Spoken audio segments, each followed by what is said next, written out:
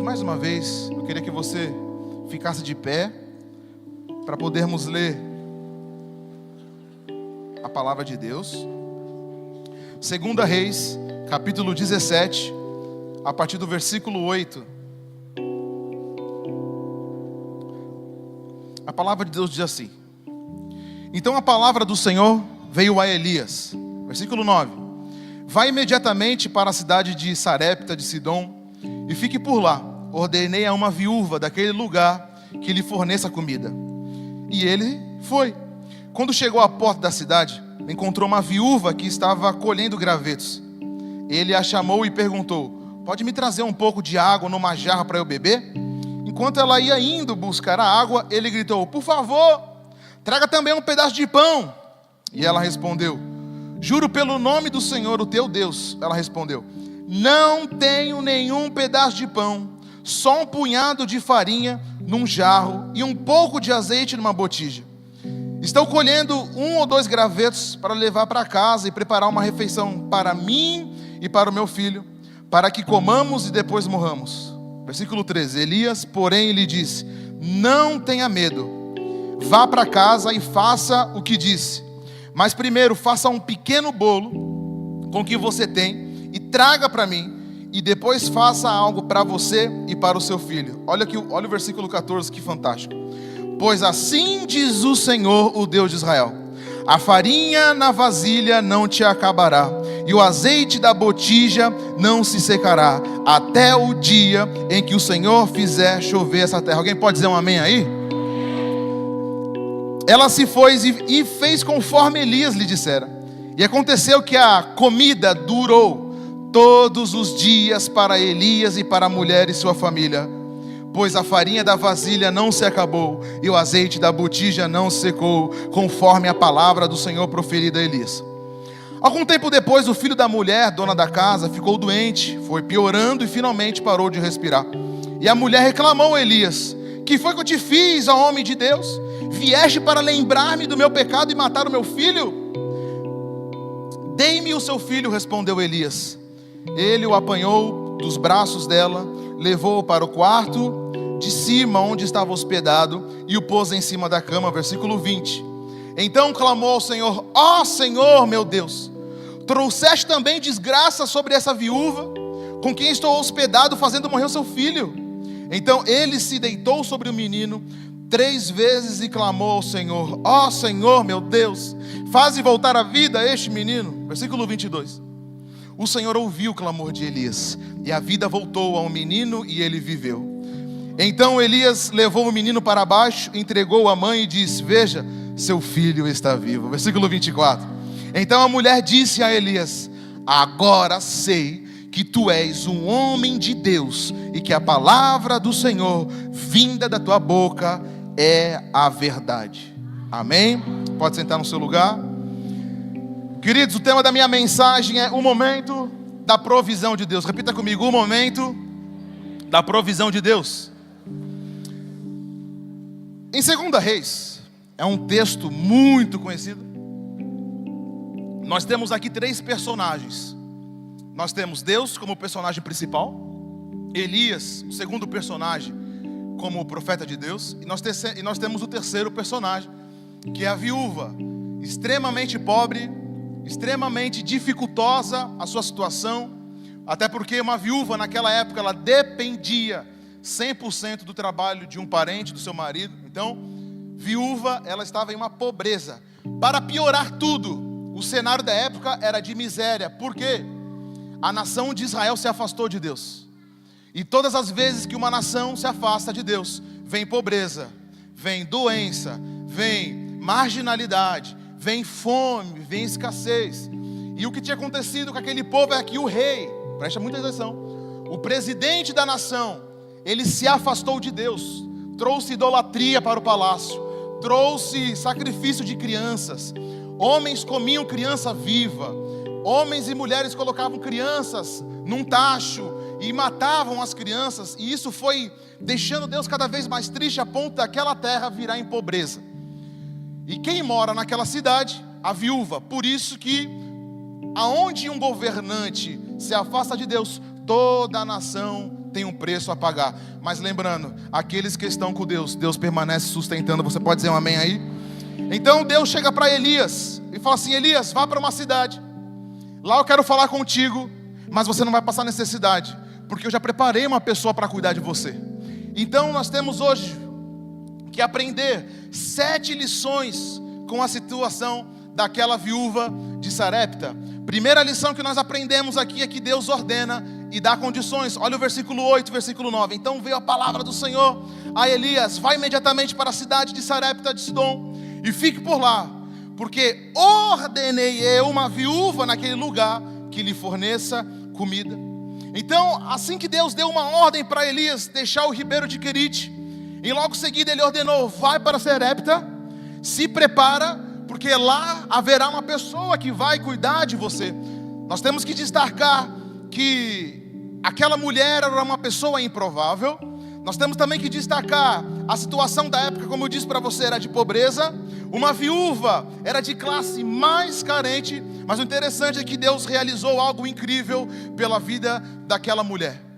Mas o mais interessante é o que Deus falou para Elias. Deus deu uma ordem para Elias: Elias, levanta, vai, porque eu te chamei, eu vou te sustentar. Deus está dando uma palavra para nós hoje. Quando Deus colocar um desejo no seu coração, meu irmão, não tenha medo daqueles opositores, não tenha medo daqueles que vão colocar o seu sonho para baixo. Se Deus falou que Deus vai abençoar, Ele continua mantendo o seu projeto. Você pode dizer um amém aqui?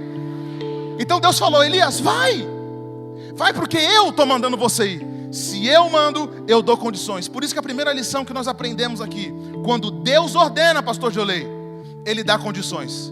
Pastor Márcio, qual que é o nosso problema? Eu estou indo pela cabeça dos outros, eu estou indo por vontade própria. Meu irmão, aprenda uma coisa: quando nós decidimos algo por vontade própria, por vaidade ou por pecado, Deus não banca. Deus não pode sustentar quando o sonho vem de nós. Mas quando nós oramos em espírito e Deus revela o seu sonho a nós, e nós damos um passo de fé, iniciamos, meu irmão, pode ter certeza, a provisão vai acontecer. Você pode dizer um amém? Então a primeira lição aqui nós aprendemos: Deus ordena e dá condições. Independente da situação, meu irmão, independente da crise. Sabe por quê? Elias está numa condição de necessidade, a viúva na condição de necessidade, mas Deus não é um Deus de necessidade. Você pode dizer um amém? Deus não é um Deus de pobreza, Deus é um Deus de abundância. Deus não é um Deus de escassez, é um Deus de superabundância. Deus não é um Deus de pobreza, de miséria, mas Ele é dono do ouro, da prata. Foi Ele que criou os céus e a terra. Nós temos que entender isso, queridos. Deus não é um Deus que passa necessidade. Repita comigo: Deus não é um Deus que passa necessidade. Porque qual que é o problema nosso hoje? Quando nós passamos uma necessidade, uma crise, posso falar? É por nossa culpa. Quando nós passamos um deserto, um aperto, é por nossa culpa. Porque no momento que eu entender que Deus, Ele é o provedor, meu irmão, pode ser o deserto mais longo que for, você vai sair daquele deserto. Pode ser a crise mais dolorida que for, se Deus é na sua vida, meu irmão, você vai sair. Qual que é o nosso problema? Que nós adoramos ficar na crise e se vitimizar na crise. Nós adoramos falar: pastor, ora por mim, porque está difícil a minha situação. O diabo tem se levantado contra a minha vida. Meu irmão, existem crises que nós causamos. Faz sentido para você? Tem problemas que nós se enfiamos. Faz sentido para você também? Só que Deus falou para Elias: Elias, eu estou te chamando, vai. Cara, isso aqui é fantástico. Quando Deus falou: termina. Quando Deus falou: pode começar. Então Deus, a primeira lição que nós aprendemos aqui é que Deus ordena e dá condições. Mas no versículo 10, e Elias foi, ouvindo a voz de Deus. Quando chegou à porta da cidade, encontrou uma viúva que estava colhendo gravetos, e ele a chamou e perguntou: pode me trazer um pouco de água numa jarra para eu beber?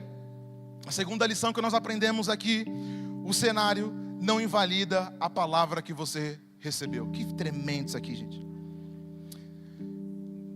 Deus fala para Elias ir. Ele está achando que a mulher é uma mulher rica, bem vestida, com a sua vida econômica assim, ó, tranquila, estabilizada.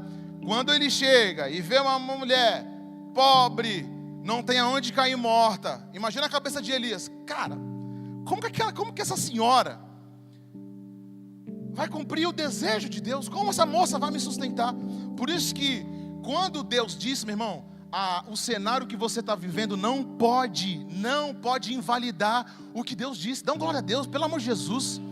Você não pode invalidar através do seu cenário. Pastor, mas eu só vejo isso. Parem de invalidar a promessa de Deus. Pastor, Deus prometeu que eu vou gerar, mas eu não estou gerando. Pare de invalidar a promessa de Deus. Pastor, Deus me disse que eu vou ir até lá, e que eu vou ser, e que eu vou estudar. Meu irmão, se Deus falou, a realidade não pode invalidar o que nós estamos vendo, querido. O nosso problema é que nós invalidamos muito as promessas de Deus. Nós dizemos que nós não podemos, que nós não temos capacidade, que Deus não nos ama e que eu não tenho idade para isso. Existia um homem na Bíblia chamado Timóteo, pastor de uma mega igreja, jovem, cheio de problema, com problema de saúde, a ponto do apóstolo Paulo fala, cara, tem que começar a tomar um líquido aí que vai te ajudar. Pô, tá cheio de gastrite, tá cheio de problema. E ele falou assim para Paulo, tá difícil, porque tem um monte de gente me colocando para baixo, Paulo. E o apóstolo Paulo fala para Timóteo, pregue tempo e fora de tempo, exorte, corrija, porque Deus é na sua vida. Deus ungiu você pelas minhas mãos. Se Deus chamou, Deus vai sustentar. Dá uma glória a Deus aqui. A sua realidade não pode invalidar a palavra que Deus decretou na sua vida. Repita comigo, Deus decretou as palavras de bênção na minha vida. Deus decretou. Então imagine comigo o baque, o susto, quando ele chega na cidade de Sidom, achando que ali tinha uma moça, uma senhora cheia de dinheiro, vê uma mulher catando os gravetos, porque a expectativa dela é de morte. Eu te pergunto, o que você tem visto nesses dias? Morte? Uma pessoa chegou para mim assim, pastor, agora é momento de estocar alimento, o Trump vai taxar. Meu irmão, pode taxar 50, 150, o nosso Deus, ele não passa necessidade, porque o nosso Deus é do reino, não é da terra. Você está entendendo? Dá uma glória a Deus aí. Meu irmão, a situação pode ser mais caótica. Em Apocalipse 12, 13 diz que Deus guardará os remidos, os lavados e os eleitos de Deus. Dá uma glória a Deus aí. Os eleitos de Deus vão ser guardados na tribulação. Os eleitos de Deus serão guardados na grande tribulação. Ai, eu tenho medo, o pastor William pregou hoje, eu tenho medo de morrer, meu irmão. Os eleitos não vão padecer na mão do diabo. Os eleitos prosperarão na crise. O Senhor vai trazer coisas grandes, meu irmão. 2025 é ano de transferência de riqueza. Dá uma glória a Deus aí. Deus vai transferir para o justo aquilo que o injusto não soube cuidar. Deus está transferindo para você ainda esse ano coisas incalculáveis. Você pode dar uma glória a Deus? Eu recebo. Deus vai transferir coisas incalculáveis até você. Deus vai transferir. Amém? Então o cenário não pode invalidar a palavra que eu recebi. Olha o versículo 11. Enquanto ela ia buscar água, ele gritou, por favor, traga também um pedaço de pão. Olha o que ela respondeu, versículo 12. Senhor, eu não tenho um pedaço de pão, só tenho um punhado de farinha e um jarro e um pouco de azeite numa botija. Eu estou colhendo aqui 1 ou 2 gravetos para preparar para minha família a minha última refeição, porque eu vou comer e eu vou morrer. Olha que soberano, isso aqui é a palavra de Deus. Terceira lição, não seja transformado pela crise. Você não sabe que Elias está vendo crise? Elias está vendo pobreza, mas a crise não transformou o coração dele. Queridos, uma coisa a gente tem que aprender, que a crise também não transformou o coração daquela viúva em algo pior. O problema das pessoas hoje é que quando aparece uma crise na saúde, financeira, familiar, qualquer tipo de crise, a gente se torna refém dela. A gente se torna pior na crise. Queridos, deixa eu falar uma coisa para você. A crise muitas vezes é permitida por Deus para transformar em você um santo homem, uma santa mulher de Deus, mais temente, mais refinada. Olha que fantástico. A Bíblia diz que existe um fogo que purifica todas as coisas. Que esse fogo não é um fogo do carvão, mas é um fogo que purifica a alma, purifica os pecados, purifica o jeito de falar, purifica o jeito de andar, de se vestir, purifica, e esse fogo é o fogo do Espírito. Isaías um dia chega para Deus e fala assim, Senhor, eu sei que tu me chamou, mas eu sou um rapaz de boca pesada, não sei falar. E o anjo do Senhor chega com uma tenaz, tira do altar lá do céu e coloca na boca de Isaías, e a boca de Isaías foi purificada. Deixa eu falar para você, existe um fogo que purifica todo pecado que existe em você. Existe um fogo espiritual que quer consumir. Repita comigo, fogo do Espírito vem sobre a minha vida. Às vezes a gente canta aqui, fogo, vem fogo. Olha o que você está pedindo. Eu estou sentindo um fogo do Espírito. Cara, não, calma aí. O fogo do Espírito não dá coceira, não faz você pular. O fogo do Espírito transforma o seu caráter. O fogo do Espírito transforma o seu temperamento. O fogo do Espírito não faz você rodar, falar em línguas.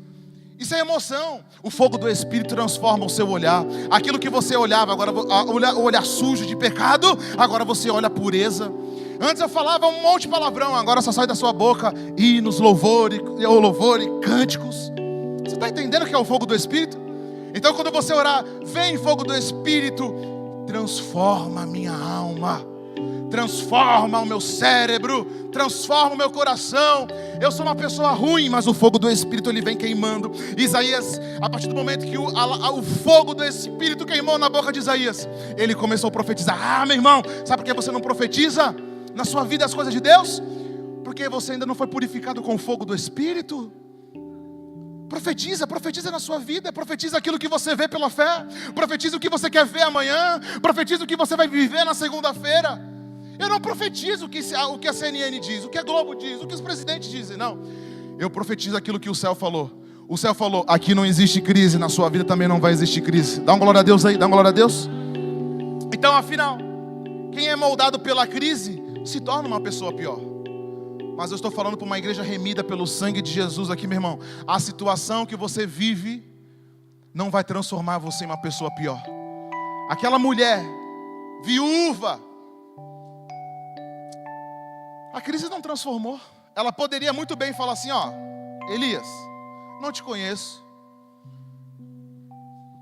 Pouca farinha, meu pirão primeiro, vou cuidar da minha vida. Mas ela fez o contrário. Em meio à crise, ela ofertou. Em meio à crise, ela entregou o seu melhor. Em meio aos apertos, ela deu o melhor para o profeta. Por isso que a quarta lição que nós vamos aprender aqui é versículo 13 e 14. Elias, porém, lhe disse, não tenha medo. Olha aqui Deus falando para você hoje, não tenha medo. Vá para casa e faça o que eu te disse. Mas primeiro faça um pequeno bolo com o que você tem, entrega para mim. E depois faça algo para você e para o seu filho. Versículo 14. Pois assim diz o Senhor. Olha o que Deus está dizendo para você hoje e para mim. A farinha da vasilha não se acabará. Dá uma glória a Deus, dá uma glória a Deus. E o azeite da botija não se secará até o dia em que o Senhor fizer chover sobre a terra. A quarta lição que nós aprendemos é: ela deu o que não tinha e recebeu o que jamais imaginou. Dá uma glória a Deus, pelo amor de Jesus. Ela deu o que não tinha e recebeu o que não imaginou. Ela entregou o que? Entregou um pouquinho, fez ali. Mas Deus falou assim para ela: porque foste fiel no pouco, agora vou te colocar no muito.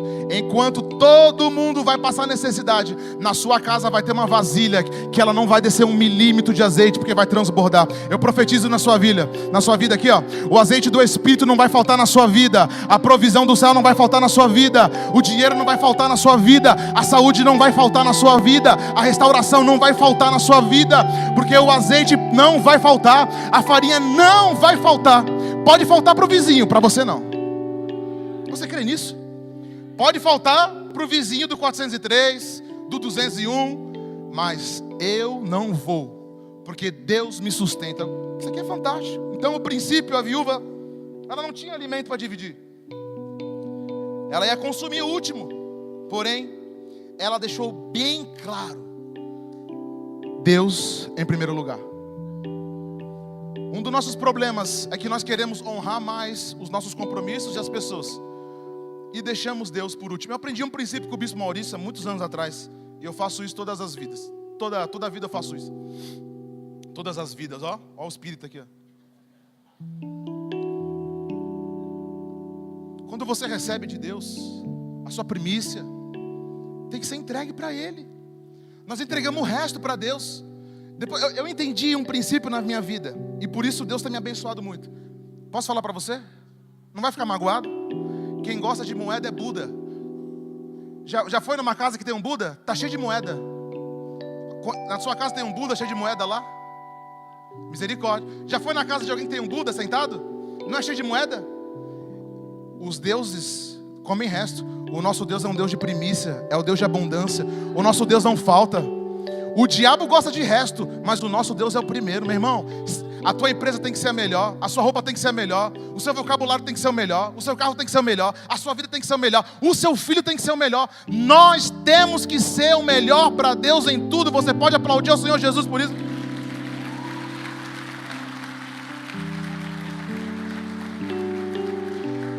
Se for fazer meia boca, nem faz para Deus. Se é para entregar o resto, meu irmão, não entregue. Deus é o Deus de primícias, Ele é o melhor. Cara, é um princípio tão simples, mas de complicado de praticar. Deus só falou assim, ó, entrega o melhor para mim, porque o restante eu vou santificar. Mas a gente fica preso naquela miséria, naquele pouco. Deixa eu falar para você. Enquanto você está preso no pouco, Deus tem um muito para te dar, para você, para sua filha, para os próximos anos. Deus tem muito. Mas então, Deus falou assim, ó, assim diz o Senhor, não vai faltar. Cara, vem comigo aqui. Ela enche as vasilhas, 5 litros, 10 litros, 20 litros. Ela coloca um pouquinho de azeite, e aquele pouco de azeite multiplica de uma forma sobrenatural. Já pensou? Vem comigo, você abre o seu armário, a sua despensa, e a comida nunca acaba. Você abre o aplicativo do Itaú, a conta nunca diminui. Eu recebo isso aqui, pelo amor de Jesus. Viu a Argentina lá? A Argentina recebeu $1 milhão, gastou tudo, foi preso no dia seguinte. Gastou o dinheiro que não era dela. Mas amém. Já pensou? Você olhar sua conta corrente, nunca diminui. Meu Deus, vamos orar por isso. Ninguém nunca pensou nisso, orar? Ninguém nunca pensou nisso. Ora para sua conta corrente, querido. Então é basicamente isso. O que ela tinha nunca acabava. Resumindo, ela tinha tanto que ela podia vender, multiplicar. Ela quitou as dívidas, provavelmente o marido deixou dívida, ela quitou a dívida do marido. Deus, Ele é tão especial, que Deus, Ele nunca faz as coisas pela metade. Se Deus falou que você vai ter um marido, Ele vai fazer você enxergar um melhor homem. Dá uma glória a Deus aqui. A irmã assim, a irmã solitária ali, fica de pé aí, irmã, recebe aí. Tá solteira, algum doido leva hoje aí, ó, em nome de Jesus. Cadeira. Meu irmão, Deus falou, Deus vai dar o melhor para você. Aí você fica escolhendo o resto aí. Cadê os jovens? É resto? A irmã levantou que era resto, meu Deus. É sério, eu estou falando algo muito sério aqui para você. Bia, presta atenção, Bia. Tá falando contigo, né? Abre o olho. Queridos, muitas vezes a gente quer algo de Deus. Eu quero. Mas esquece que Deus não é um Deus ruim. Deus quer entregar o melhor para nós. Talvez você pode começar de baixo. Eu casei com R$182. É possível? Eu casei com R$182,90. É Deus. Aí eu falei para minha esposa assim, eu falei, Jéssica, é o seguinte, eu não tenho onde cair morto. Fui mandado para a igreja para vir para cá. Só tem uma moto meia vida. Daqui a pouco ela vai bater o motor. E ela falou assim, não, eu creio que o meu gordinho é cheio de Espírito Santo. Eu falei, o gordinho faturou naquele dia, né? O gordinho, hein? Quem, Cristiano? Meu irmão, olha, Deus não olha para o shape, Deus olha para um homem de barriga, porque é um homem com história, mas... E aí ela falou, não, Júnior, vamos embora. Meu irmão, Deus abençoou, Deus extravasou, Deus me deu carro, Deus me deu casa, Deus me deu tudo. Meu irmão, Deus me deu tudo. Uma pessoa lá deu 3 mil, outra deu 6 mil. Eu falei, gente, 10 mil reais na conta. Eu já fiquei o primo rico, o Júnior rico aqui, ó. Eu vou criar um curso, como enriquecer, 1 milhão. Eu falei, meu Deus e tal. Eu falei, Jéssica, isso aqui. Eu falei, Jéssica, vamos comprar uma televisão, vamos comprar tudo. Meu irmão, no início eu assistia filme com a minha esposa, no computador velho, em cima de uma bandeja. Eu falei, Deus, eu não aceito. Aí um dia eu e a minha esposa, um frio, menos 2 graus, vamos para a igreja? Vamos. A gente estava indo para a igreja, meu irmão, no Rio Grande do Sul, lá em São Leopoldo, a gente estava indo para a igreja. A minha esposa não sabia, mas eu estava chorando dentro da moto. Eu falei, Senhor, eu não aguento essa situação, Pai. Acabei de casar com a minha mulher aqui, e se um caminhão vem, me derruba, morre eu e a minha esposa, Senhor. Eu comecei a chorar no capacete da moto, chorando. Eu falei, Senhor, eu não aceito essa situação. Eu fui, preguei, o Cauã está aqui, o Cauã estava lá. Eu chorei, eu falei, Senhor, eu creio. Passa 7 dias. A minha sogra me liga: Júnior, que carro tu gosta? Eu falei: sogra, eu gosto de Lamborghini, Ferrari. Eu gosto de coisa grande. Ela: ai, seu tolo, para. Eu tenho tanto. Eu falei: meu Deus. Ela falou: vai amanhã, escolhe um carro. Eu falei: você não faz isso. Tu nunca pensou? Eu falei: tô olhando um golzinho aí. Ela falou: pensa grande, Júnior, pensa grande. Eu falei: tá, sogra. Ela falou: escolhe lá, meu irmão. Quando eu vi aquele dinheiro caindo na conta, eu parecia um pinto no lixo, não sabia onde que se ciscar. Aí eu fui, aí Deus falando: há 7 dias atrás tu me pediu, 7 dias depois eu te dei a bênção. Aplaude ao Senhor aí. Meu irmão, e eu lembro que naquele dia eu ofertei o que eu tinha 17 reais. Hoje é vergonhoso, 17 reais, pastor Diolei. Mas os 17 reais, eu entendi. Eu dei o que eu não tinha e eu recebi o que jamais imaginei. Meu irmão, deixa eu falar para você. Você vai entregar para Deus muitas vezes o que você não pensa, mas Deus vai trazer coisas grandes na sua mão. Eu quero dizer isso aqui para você, para incentivar você. E Deus continua dando, Deus continua nos abençoando. Eu aprendi uma coisa, meu irmão, A terra que eu oferto, eu vou comer do fruto dela. Deixa eu falar para você. Essa terra aqui é solo santo. O que você plantar aqui, você vai colher 100 vezes mais. O que você oferta nesse lugar, Deus vai te abençoar 10 vezes mais, 100 vezes mais. Porque nós sabemos que essa terra aqui é uma terra próspera. É uma terra que dá frutos, dá fruto bom. Vamos para a palavra assim, rápido. Versículo 14. Versículo 14 diz assim: pois assim diz o Senhor, o Deus de Israel: a vasilha, a farinha não vai faltar, não acabará, o azeite, a botija. Versículo 15, ela foi e fez conforme Elias lhe dissera. E aconteceu que a comida durou todos os dias para Elias e para a mulher e a sua família. Quinta lição que nós aprendemos aqui. Primeiro, faça para Deus. A viúva pensou primeiro no reino. Ela poderia duvidar, eu acho que ela duvidou de Elias. Cara, não conheço esse maluco. Eu só tenho um pouco. Se eu fizer, olhudo vai comer tudo, não vai sobrar nada para nós. Vou morrer. Mas infelizmente, algumas pessoas possuem alguns argumentos contra a fé. Tem muitas pessoas que contrariam a fé. Eu não creio, eu não sei se é verdade. E elas acabam neutralizando com desculpas, com pretextos para não fazer. Muitas vezes Deus está te chamando para você entregar o seu melhor, e você é cheio da razão, cheio da soberba, cheio do engano do diabo. Você começa a não crer no que o reino de Deus tem para nós. Meu irmão, deixa eu falar uma coisa para você. Entregue primeiro para Deus. Olha, eu vou te falar. Eu tenho uma enciclopédia de livros como prosperar. Não tenho vergonha de falar. Já li todos. Tudo falácia do diabo. Só tem um jeito de um homem prosperar na sua vida e a sua família: ser fiel ao Senhor. Ponto final. Ponto final.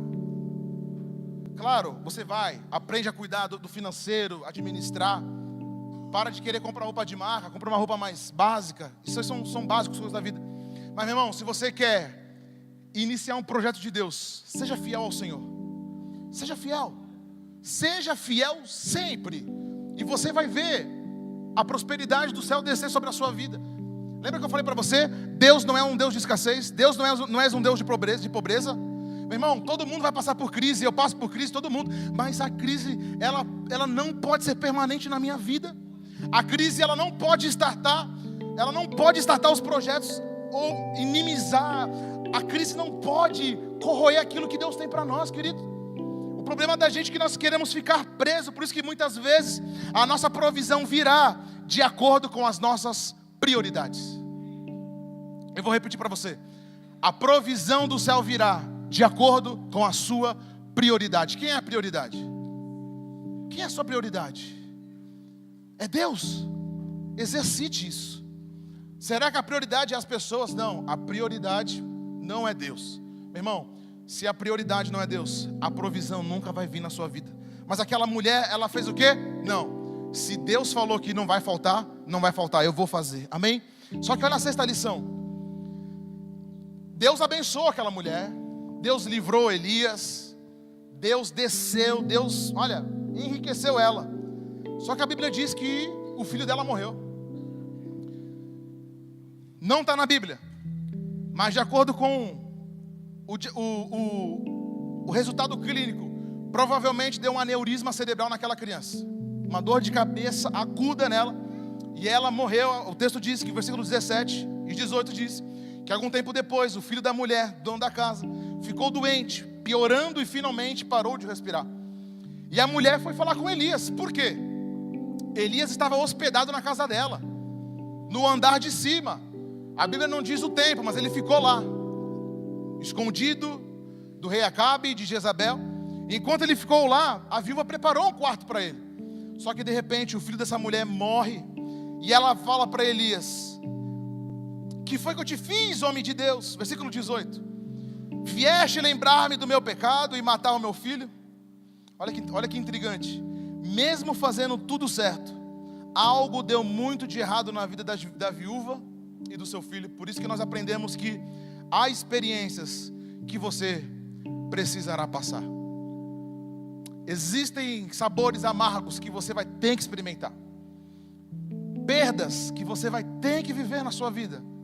Mesmo Deus abençoando tanto, pastor, mesmo Deus abençoando tanto, nós teremos que passar por apertos, por dificuldades, por perdas, por doenças, por traições, por desânimo. Mas mesmo a experiência que ela passou, Deus queria transformar o coração dela. Através da experiência amarga daquela mulher, Deus queria deixar ela mais experiente com Deus. Então agora ela diz assim: o que tu vai fazer? Elias provavelmente deve ter ficado angustiado. E o texto vai dizer que ele pega o filho dela, leva para o quarto, deita sobre ele e começa a orar a Deus. Fala: Senhor, ressuscita ele. Ressuscita.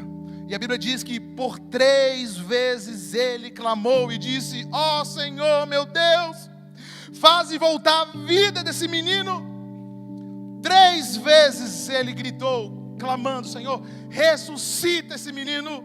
E no versículo 22, então Elias levou o menino para baixo, entregou a mãe e disse: veja, o seu filho está vivo. Deus já te livrou em outras batalhas, isso significa que Deus livrará você nessa também. Aquela mulher passou pela experiência da pobreza, Deus livrou. Na segunda experiência da morte, Deus ressuscitou o filho dela. A pergunta que eu faço para o texto, e Deus me responde através do texto: aquela mulher indagava muito a Deus, perguntando o porquê que Deus não fazia, e começou a argumentar com Deus.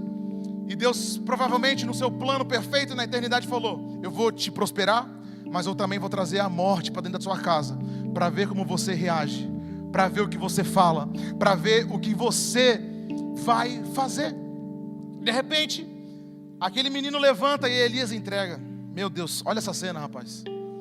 E ele entrega no braço da mãe e fala assim: ó, seu filho voltou.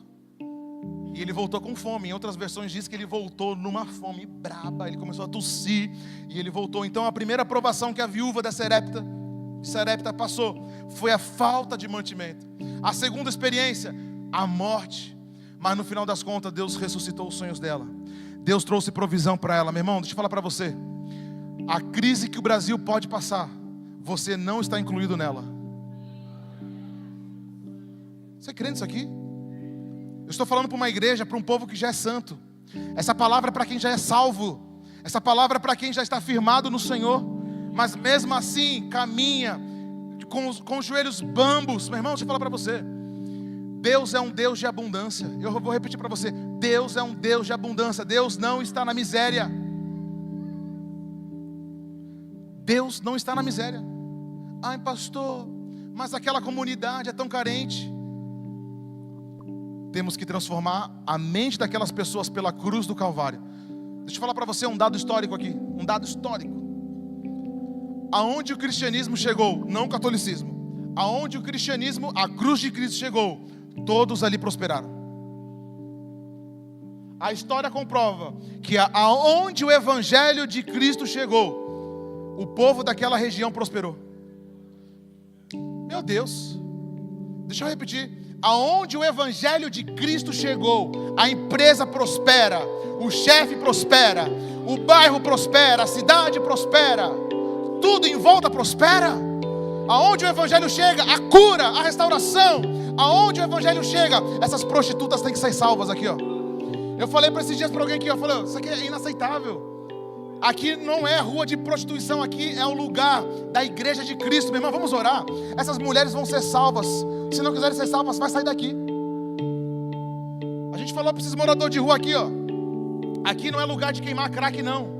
Aqui é o lugar do reino de Deus. Não adianta a gente fazer um monte de coisa.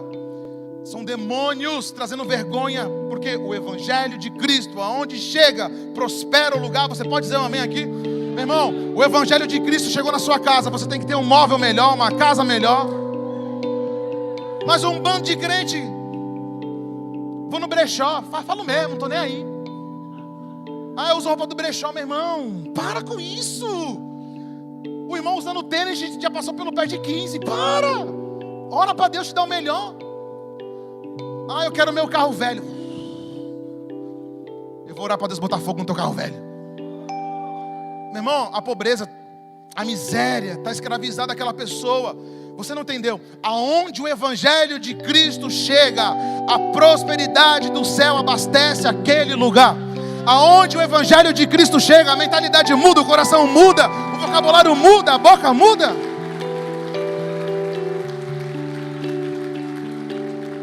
O evangelho criou, através de homens, as maiores universidades do mundo, porque o evangelho de Deus muda ambiente.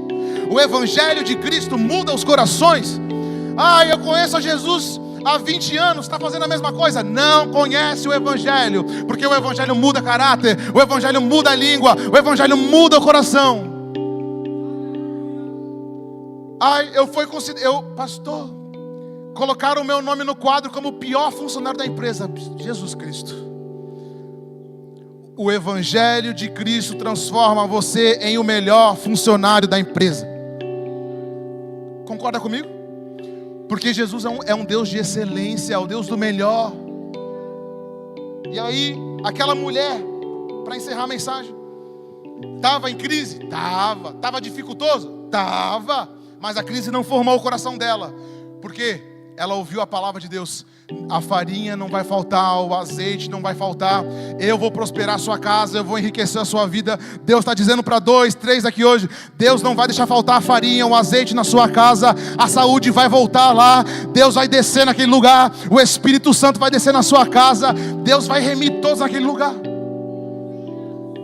Nós temos que entender, pelo amor de Deus, aonde Jesus chega, a excelência chega junto. Aonde Jesus chega, tem o melhor daquele lugar. Tem. Resumindo a mensagem, Elias, o louvor pode subir, cadê o louvor? Elias chega naquele lugar, porque Deus mandou ele lá. Olha, pega para encerrar aqui. Elias tinha provisão dentro dele? Elias tinha excelência dentro dele? Tinha ou não tinha? Tinha. Para você ver que a prosperidade não está na terra, a prosperidade está dentro de nós. Grava isso aqui. Ele chega na terra cheio da prosperidade de Deus, cheio da promessa de Deus, e aonde ele chega, ele decreta: vai ter, vai multiplicar, vai crescer, e aquele lugar todo muda, a ponto de ele contagiar a viúva. Ele encontra com a viúva faz o quê? Eu vou morrer, não tem mais nada, tem uma pobreza, uma crise hídrica, não tem água, não tem nada. Mas ele carregava dentro dele a unção de Deus, a unção do Espírito Santo estava dele. E ele falou assim, ó: não tenha medo, vai e faz. E ela não desobedeceu ele, ela falou o quê? Se tu és um homem de Deus, eu vou fazer. E Deus respondeu àquela mulher. Ela não era mais uma viúva abandonada. Meu irmão, provavelmente ela encontrou ele toda suja, fedida, mal acabada. Mas o que Deus deu para ela, ela colocou roupas novas, ela colocou sandálias novas. Ela foi no dentista da época e falou: bota uma chapa branca nesse dente aqui, bota um dente novo aqui. Meu irmão, aonde o Espírito Santo chega, aquela pessoa muda. Se tivesse botox naquela época, ela falou: quero botox, eu quero beição assim, eu quero sobrancelhas de dar caminho no mundo, e aí tal. Meu irmão, eu estou falando isso, mas é verdade. A realidade daquela mulher mudou. Você crê que Deus pode mudar a sua realidade hoje? Você crê? Eu quero orar pela sua vida. Fique de pé no seu lugar. Nós vamos orar juntos aqui.